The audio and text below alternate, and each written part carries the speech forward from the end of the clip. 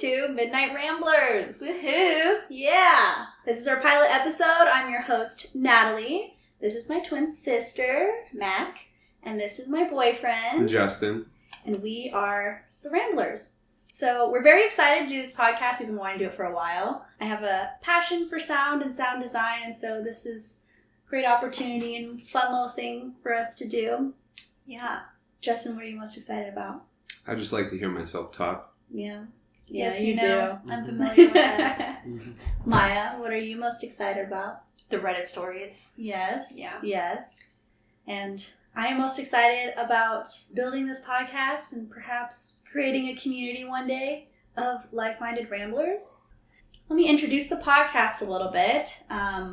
So you can kind of tell a little bit from our title, Midnight Ramblers. We are going to be rambling, and it's not always going to be recorded at midnight, but we will be releasing at midnight. TBD. I will let you know. By the time you see this, it'll already be out, so it really doesn't matter. But yeah, we're going to be rambling about an assortment of topics, including Reddit stories, relationship advice, family drama, but also like very interesting, cool science and history, and maybe true crime, if you get lucky. Little comedy from our comedian, Justin over here.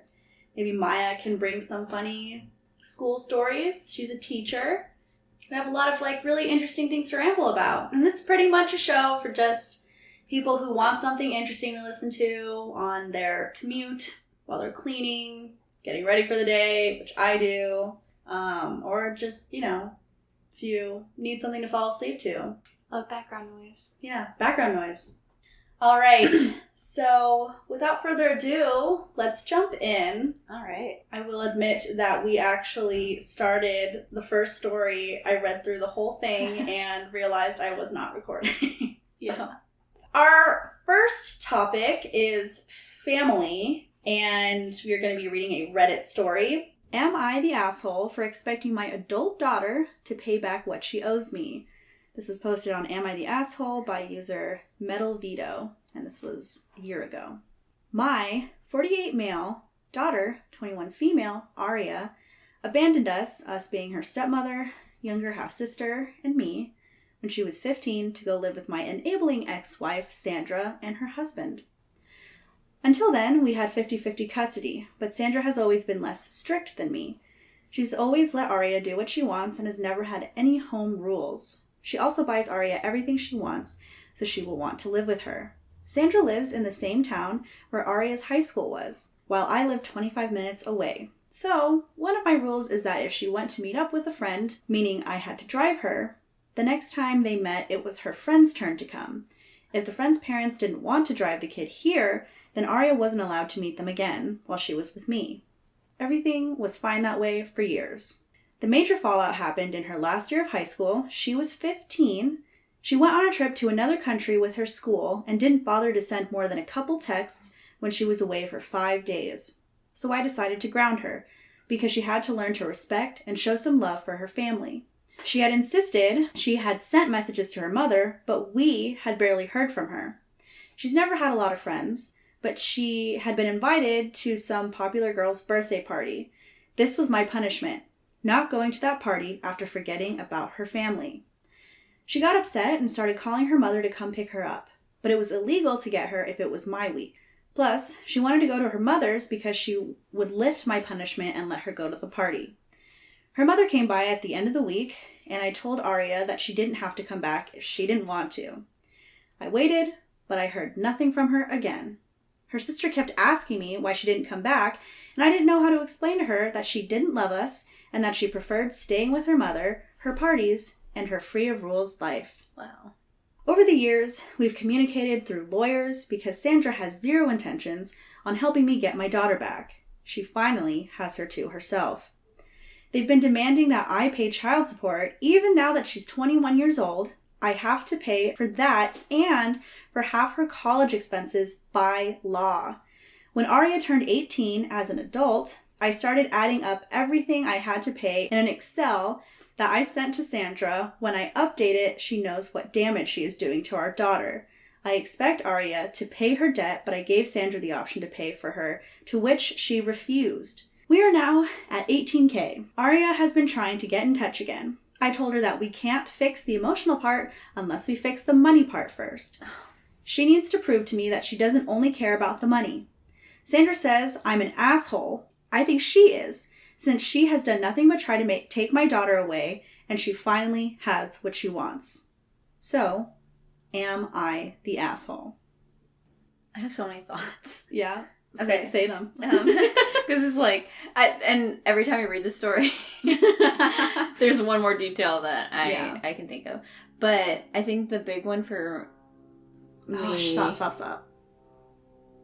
I apologize. We live by an airport, so there might be planes going back and forth.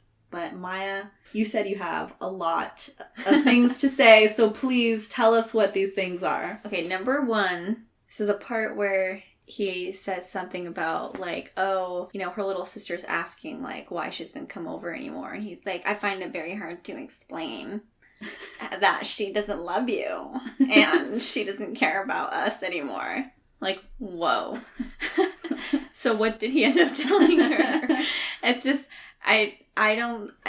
that's not fair, I think. He just sounds very jaded, so to be honest, it's hard to take him seriously as, like, a credible source as to all the claims he's making about his ex-wife and his daughter, and, you know, his ex-wife being an enabler and his daughter being, like, a spoiled brat, basically. Yeah. So it's hard to take that seriously when he's kind of, like, when he's also making bad decisions. He's making bad decisions, and the way he, like, characterizes. I mean, again, we don't know if vocally this is how he expressed it to his younger daughter, but just being like, I found it very hard, you know, to explain to her that she no longer cares for you, and she no longer, like, and that's just so not okay. Which is just putting words in your daughter's mouth, and like, and fake words that are gonna end up hurting your other daughter.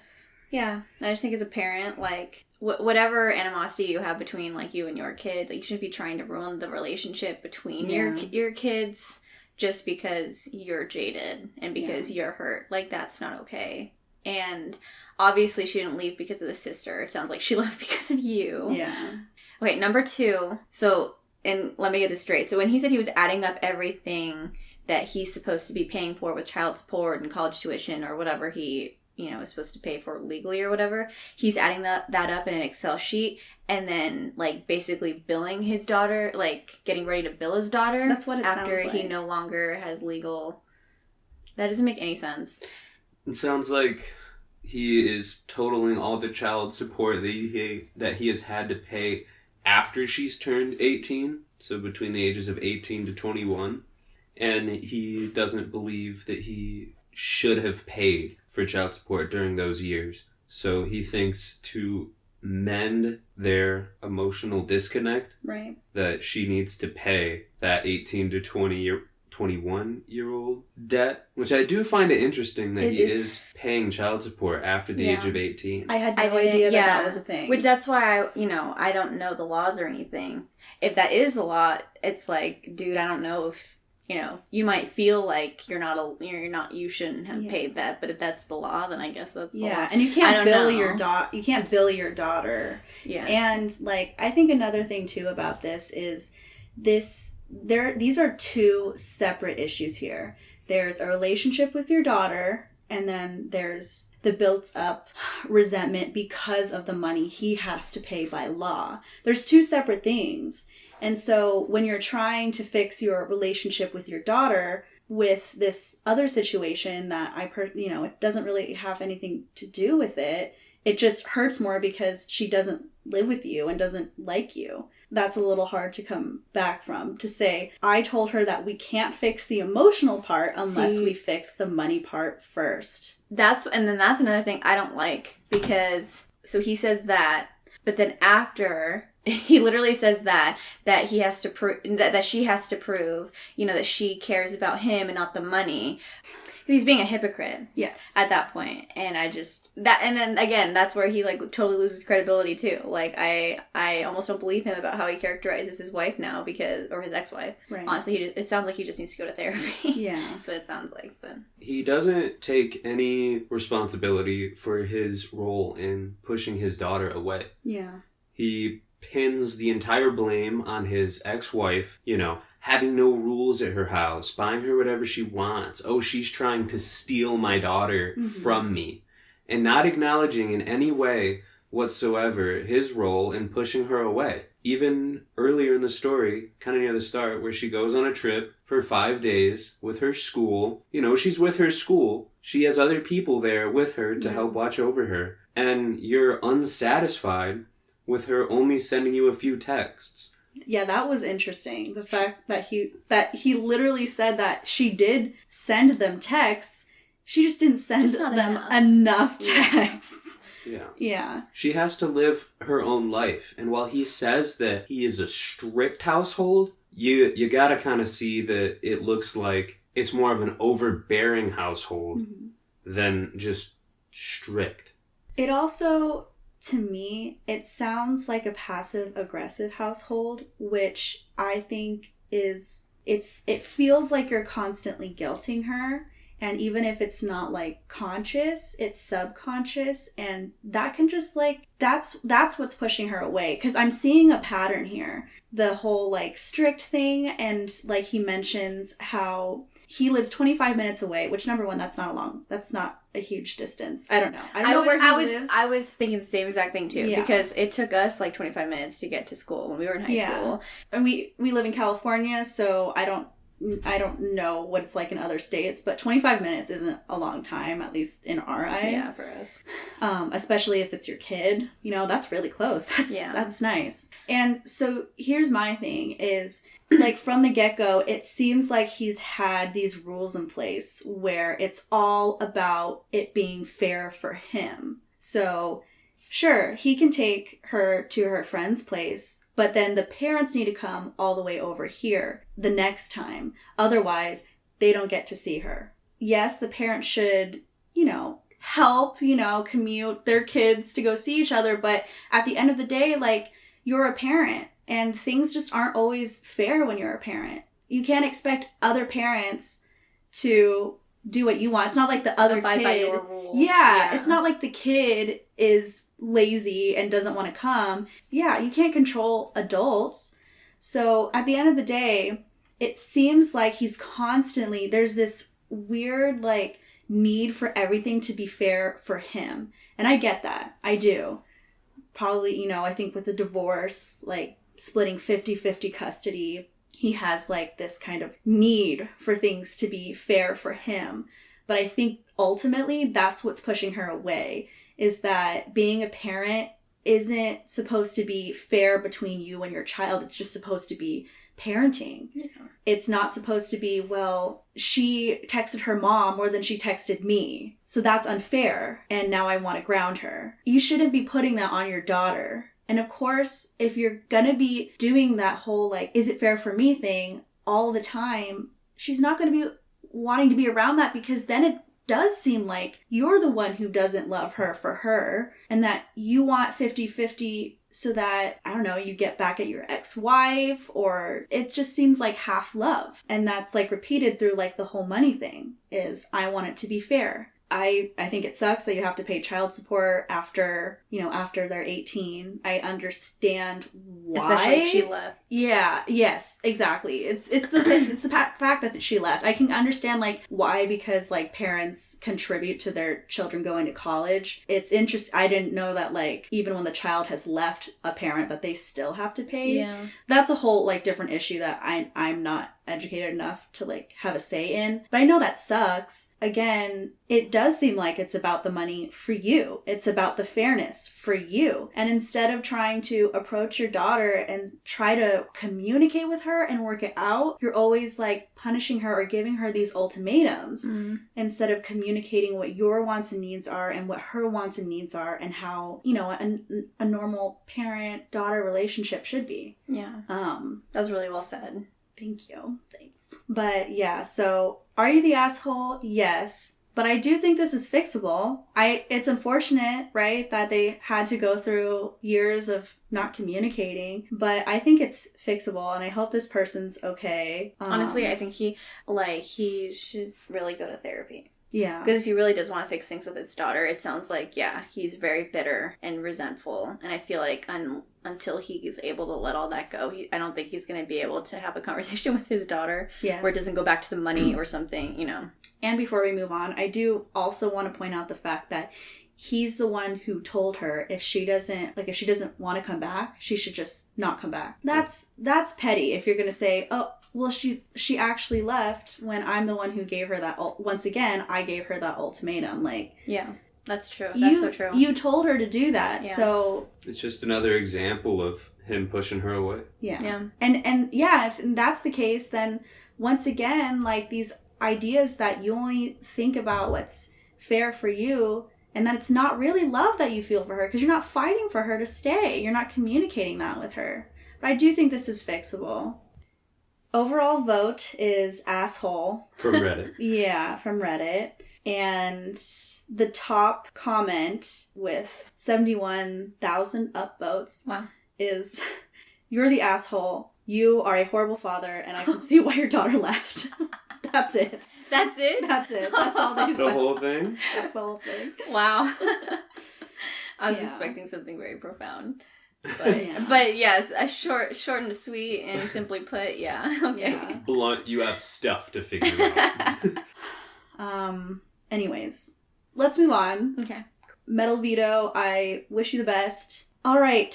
So, we have all worked in the workforce, meaning like we've had minimum wage jobs, we've worked in food service and whatnot. I think there's just like a lot of stuff on TikTok about like these Karens or just rude customers and the way they treat people, and it's really been bothering me lately. I mean, it always bothers me. I mean, we've all had to deal with unhappy customers, rude customers that think that they can talk to you however they want because they are the customer. Mm-hmm. And I think that's a really bad mentality that America has, that the customer is always right.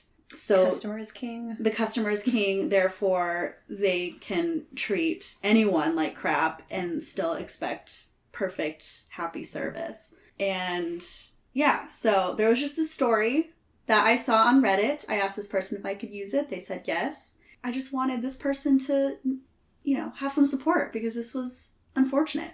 The story was posted on r/customer service by user historical_crab_1283. And this was posted 5 months ago. And it's titled, "Had a carton of milk thrown at me today. Yay." Customer came to the customer service desk with a carton of milk. She wanted to exchange the milk she took from the store for milk she got 2 weeks ago that tasted bad. Problem? She had no proof of purchase. She did not have her receipt or the packaging of the old carton. Not even something stupid like a plastic bag filled with the bad milk. Nothing. Essentially, she wanted a free thing of milk. I told her that because we have no proof of purchase or proof that the product was bad, I couldn't give it to her. She told me that was ridiculous and unreasonable and demanded an explanation. I said that without a receipt or the product, anyone could come up to the front with the product and request a new one. I also pulled the system requires me to scan a receipt trick. She said she spends thousands at the store and that I should want to make her a happy customer. I apologized once again and said that if she could find and bring the receipt, I could help her. She threw the milk at me and stormed off. Fun times. Wow. Pretty crazy. Everyone in the comments is like, yeah, that's classic, which is sad. That people relate to that, so... Yeah. I mean, you relate, right? Oh, yeah. For so many parts of the story, I had someone throw a yogurt cup at me during COVID because they didn't want to wear a mask, and it was my job to enforce it. Anyways, any other thoughts, experiences being in the workforce? I've never had anything thrown at me. Mm-hmm. I've definitely had to deal with rude customers. Nice. I mean, do you want the whole story? I mean... Any experiences you can relate to this one with?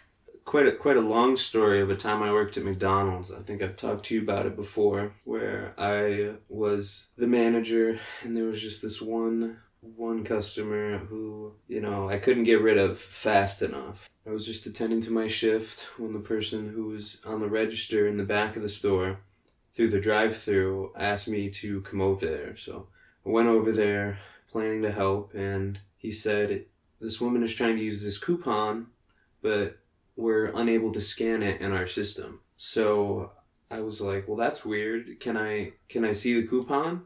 And it was a picture of a coupon on somebody else's phone. What? Yes. It was like So somebody used their phone to take a picture of someone else's phone okay. that had the coupon on the screen. Gotcha. So it's like coupon inception. Yes. Gotcha. And it wasn't scannable, which is how we essentially tracked the coupons so that we could, our store could be reimbursed essentially for corporate coupons. So I had to let her know that we can't scan this coupon. I cannot give you this item for free.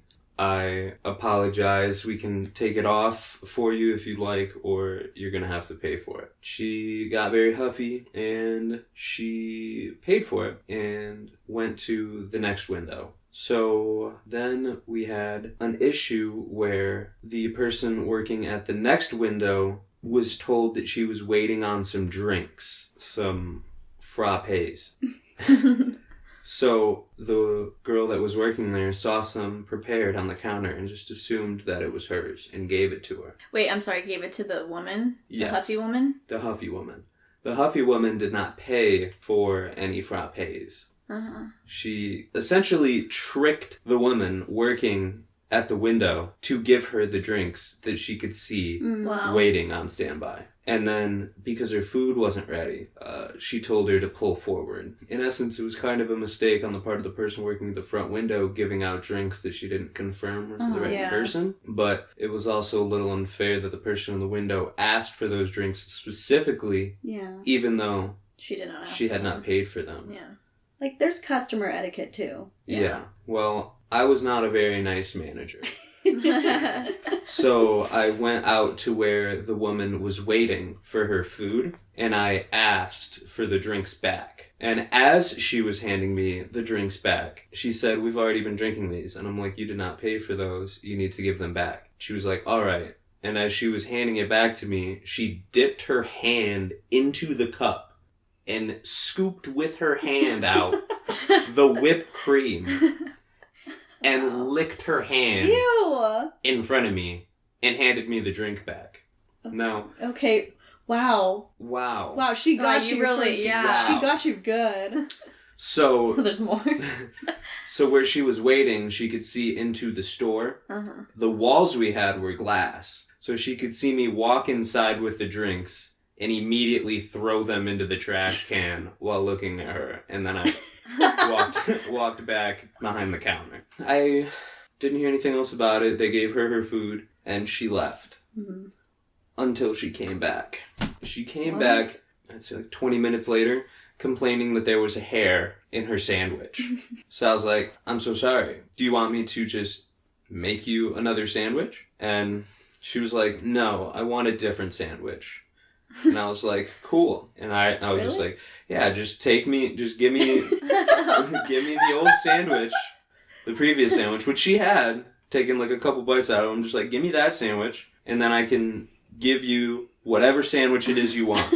And she wanted a chicken sandwich. And I even let her know. I was like, "Listen, the chicken sandwich is cheaper than the sandwich that you had originally purchased. I can give you the change between the two so that she wouldn't be overpaying." Really? Yeah. Wow, look at you. And that's when she blew up. She got mad. She got real mad at me for offering to give her the difference of the price of the sandwiches. What? Did she understand what you were saying? I'm not sure. Was she offended?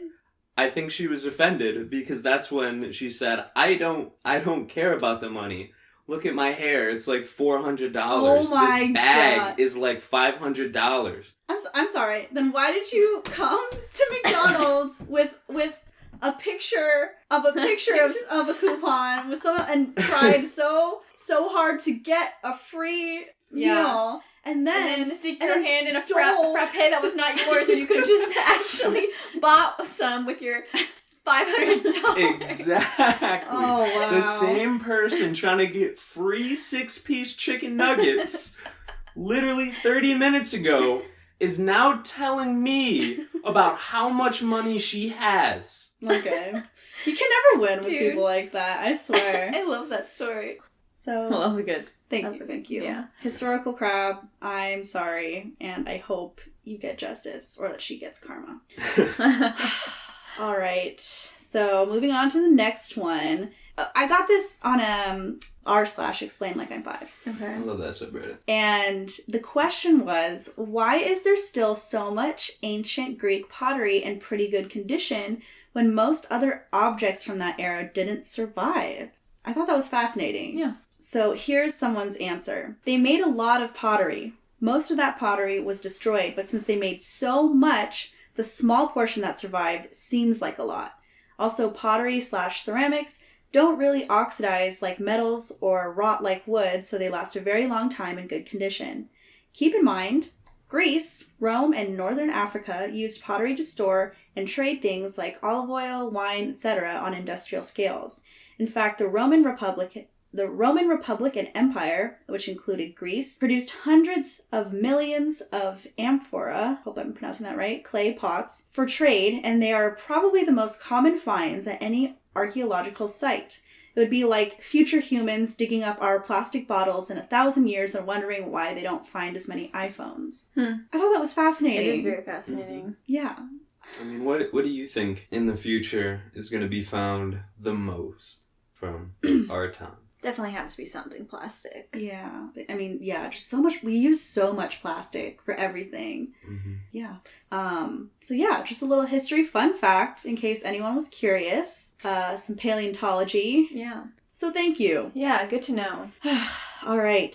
We're going to do a philosophy question before we move on to our final Reddit story. All right. So, Philosophy question. Here we go. The philosophy question, this I also found on Reddit. This was posted on Ask Reddit by user Magic Feisty Bitcoin. What should society denormalize? I'll say consumerism. Just the idea of buying things that in essence you don't need to buy. You're buying more to collect or to have or to fill space, but no actual real purpose behind it. You know what I mean? That's so wise. I'm not being sarcastic. Oh. That was a really good comment. Yeah. I agree. That was good job. I feel like I was just thinking about, I think there's, a stigma in America in particular with the American work hour, our work hours. Yeah. And I just think, some people get a certain amount of PTO, and I don't think people should be feeling guilty or guilted. For sure. For taking that. Yeah. Because we get it. Yeah. And I don't think anybody needs to be questioning you, oh, were you sick? Because then it just creates, this pattern of, you feeling like you need to lie. If you just took a PTO day just to take a day off, just because you needed a mental health day, or just because you're feeling tired, you just wanted a day off, and then people come back and ask you where you've been, you shouldn't have to, feel the need to lie and be like, oh, I wasn't feeling well, I was sick. It's PTO. I just think that shouldn't be a normalized thing, and I know it is. I think that's a really good thing to denormalize because, health comes first, and in America, I think it's normal for work to come first. Yeah. Not healthy. I think a lot of the things in the education system need to be denormalized. I just think, like ways of learning, everyone learns differently, and I think there needs to be a lot more diversity in terms of options for children when they learn, and no stigmas for students that maybe need to go to schools where they'll get different help, and denormalizing the idea that you have to go to college after high school. Oh, that's a good one. Yeah. That's a good one. It's not necessary. Of course, if you're passionate about it, of course go to college. I was passionate about it and I loved college for the most part. Yeah. I definitely think having a goal after high school is important. Yeah. but I don't think it has to be college. Yeah. I think I made that mistake. I was told that I should go to college. I was going through a decent amount at that point in my life, and with the current situation, to throw everything else on top of that mental load that I was trying to work with, trying to handle full-time school and part-time work, and, you know, just kind of figuring out how to be a person at the same time with, if I'm being honest, no support from anyone else. It was too much. And the thing I was going to school for, I wasn't even passionate about. I quite literally just went on Google and searched up what degree pays the most when you get out of college. And I just picked that one. Yeah. Yeah. And I eventually dropped out. And you're gonna go back to school soon, right? Or Yeah, I'll be going back to school. But I also want to say that I didn't graduate. And I feel like I'm doing all right for someone who never graduated from college. Oh, definitely. What are you wanting to go back to school for? I want to go back to school for psychology. Even if I don't continue a career in psychology and I continue my career doing what I'm doing now, I'll at least be glad with things that I learned from what I'm pursuing school for. Yeah, I think that's important. I think that brings up a really good point about how college might not be for everyone, but also college might not be for you right now. Yes. And so... That's good. Yeah. So anyways, good discussion. Yeah, good thoughts. Our last topic is relationships. Here we go. Here we go. Oh, I'm terrible at these. I'm just kidding. This one's pretty intense. You're terrible at relationships? God, I hope not. This one's pretty intense. Trigger warning. It sounds abusive to me, but just, you know, a little trigger warning. So, this was posted on r/True Off My Chest. The user has been deleted, and the title is, "My husband wants a big family, but I can't keep up." My husband, 32 male, and I, 24 female, have been married for 2 years, together for 3. I knew when we first met that he wanted a big family. He would joke that he wanted his own starting lineup, which I thought was sweet. He wanted to be a family man. I wanted a big family too. We were both the only child growing up, and it gets pretty lonely. I was actually pregnant when we met, and he raised my son as if he were his own. Since the day we got married, we tried for another baby, and were pregnant not long after our wedding. Our daughter is now 16 months old, and I'm currently 30 weeks pregnant with another boy. I absolutely adore our family. I love being a stay-at-home mom, but it does get exhausting. Yesterday, my husband and I were working on the nursery together when he joked that we should have just bought 2 cribs so we could just put the next baby in the same nursery. I laughed along and then asked when I should expect him wanting another baby. He surprised me by saying, "As soon as we can." We're about to have 3 kids, all 3 or under. That's quite a lot to handle, even as a full-time mom. I suggested that maybe we take a bit of a break between the next one, and he says absolutely not. That I knew he wanted a big family, and that it was my job to fulfill that dream of his. I understand this, and I'm more than happy to do so. I just don't think he meant having kids nearly back to back. My body needs time to heal. I have not been breastfeeding for the past 2.5 years-ish. I'd like to have at least a 2 or 3 year break so we don't just have all toddlers, and he doesn't like my idea of waiting at all. This is the only thing we've ever had a disagreement on. I know he loves me being the perfect pregnant homemaker, but I need a break. To anyone concerned here, I do have an education, I have my master's degree, I have my own friends, and I have my own income from being a published author. It's not just kids 24/7. So, it's definitely uncomfortable the way that he's like, absolutely not, as if she doesn't actually get a say. Yeah. As if what he says is what has to be gone with, and that her opinion is just that, just an opinion, not an actual input as to the decisions for the relationship as a whole. I don't know if that conversation was a little bit longer or what all it consisted of. I mean, obviously it's her body, and if she wants to wait until she gets pregnant again, then that's absolutely her choice, and it's very important that she feels physically ready, because being pregnant, I mean, obviously I've never done that before, but it definitely looks like something that takes a toll on your body, seeing as how it leaves you with actual scars that you have to have forever. Yeah. Yeah. And like, you know, physical repercussions that last a lifetime. Yeah. I just, you know, I can't even imagine like you're either just freshly healed from the last one and you have to have another baby. And then the same thing. I just know that cannot be good if she doesn't get the chance to heal all the way. Yeah. And he keeps, you know, pounding them in and or pounding them out.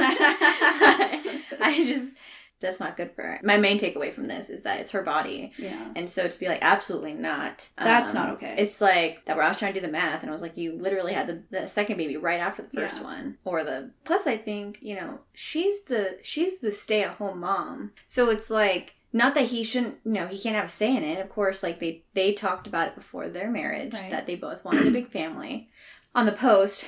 But I don't get how he didn't give her more of a say when one, it's coming out of her body, and two, she's the one who's taking care of them all for most of the time. Because I just know that if my husband said that to me, like, oh, absolutely not, I'd be like, whoa, okay, we need to sit down immediately, and I think we need to talk about, like, what you're expecting and what I'm expecting. Yeah. I think we're both on the same page about wanting a big family, but I don't think the speed and timeline of it are on this, you know, we're not on the same page about that. I think the language in particular, too, is not okay. Because saying absolutely not, I know we don't know, like, how long the conversation was, but some of this wording, I think she's quoting from him, because I don't think she would write it in this way.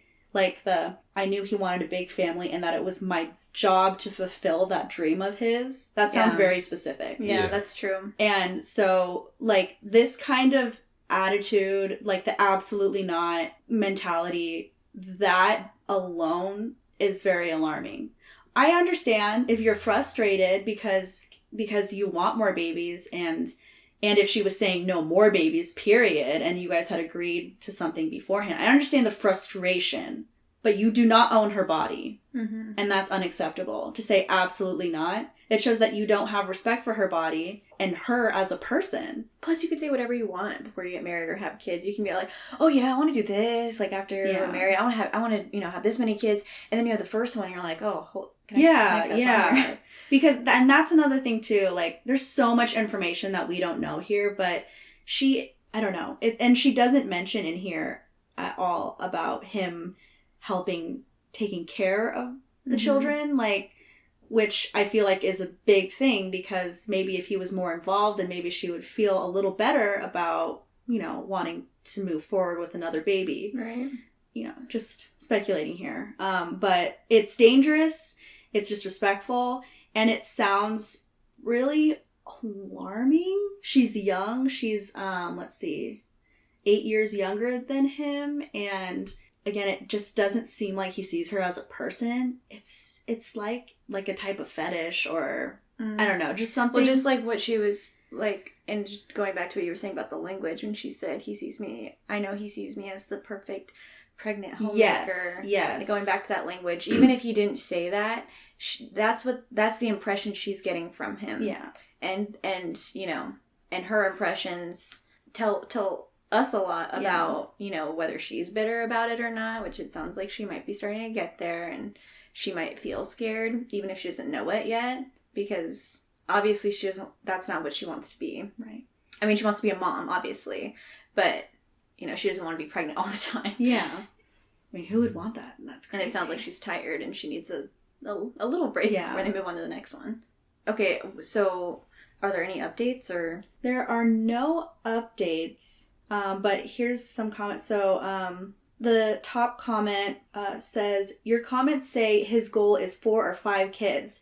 You two obviously don't have any issues conceiving. There is plenty of time to let yourself heal and still have the next 2 babies during your 20s. Perhaps if you lay out the timeline, he'll be swayed. The charitable take is that his own age is clouding any logic. If not, very concerning for your shared future. He needs to respect your bodily autonomy. That's interesting, because I've always been under the impression that for guys, they don't worry about the age thing as much. Hanson, do you have I feel like I don't worry about it very much. Like, do you know why a woman has... I mean, you know why a woman has to worry about it, right? Yeah, a woman right? has to, because, you know, as they get older, they become possibilities for more complications, but especially if she is currently in her, she's 24? Yeah. Then she and that's with still having had the 3 babies, right? Yeah. Yes, she still has time for 2 more? She definitely has time. I don't know if he's trying to purposefully keep all the ages together, but there is a benefit to be had in siblings who have larger age gaps. I don't want to judge their relationship, but there's a lot of really concerning red flags here. And it's not even, like, he hasn't even explained, like, according to her, it doesn't really sound like he's explained why he wants to have these kids all together, except for the fact that he just wants it right now and wants a big family right now. Yeah. So this comment from Obesity Bunny says, "This is so true. It sounds like you have the same goals. That's not the issue, which is great. I agree with a couple of other posters that calling it your job is a bit concerning. That does take a bit of the joy out of it. My father pressured my mother to have 2 close together. My brother was 6 weeks old when she got pregnant with me. She says she regrets it. Not having me, but the ongoing lifelong issues she's had since. Her uterus partially prolapsed, falling forward into her bladder. She suffered years of incontinence. Doctor used staples to try to hold it up, which caused masses and scar tissue that did not really fix the issue. Imagine peeing yourself every time you laugh or cough or bend down to pick up your toddler. Eventually, she had a radical hysterectomy, which threw her into early menopause. Hold firm, OP. You are listening to your body. You're the one that needs to live in it for the next 60 years.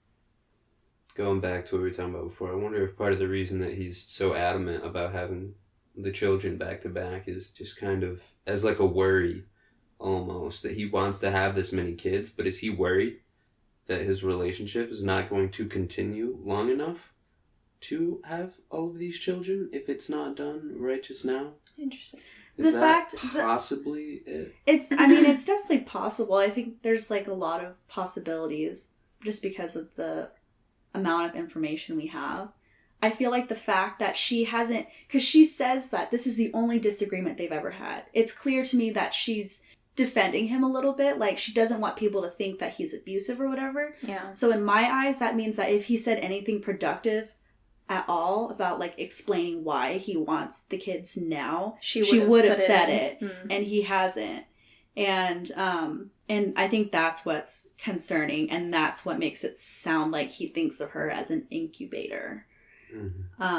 This one comment from I've Been Blown Up says, what's the best interval between pregnancies?